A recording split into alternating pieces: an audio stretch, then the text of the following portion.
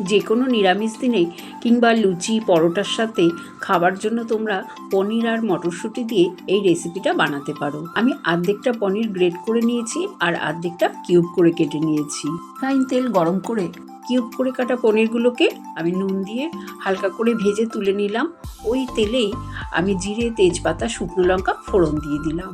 ফোড়নের গন্ধ বেরোলে আদা বাটা, টমেটো, কাঁচা লঙ্কা দিয়ে অল্প জল দিয়ে আমি গুঁড়ো মশলা যেমন হলুদ গুঁড়ো, লঙ্কার গুঁড়ো, জিরে গুঁড়ো, ধনে গুঁড়ো, অল্প চিনি দিয়ে ভালো করে কষিয়ে নিলাম।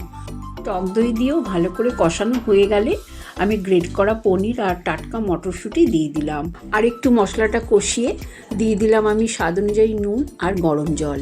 ভালো করে ফুটে উঠলে ভেজে রাখা পনিরগুলো দিয়ে কিছুক্ষণ লো ফ্লেমে রান্না করে নিলাম। নামানোর আগে গরম মশলা আর ধনে পাতা দিয়ে দিলাম।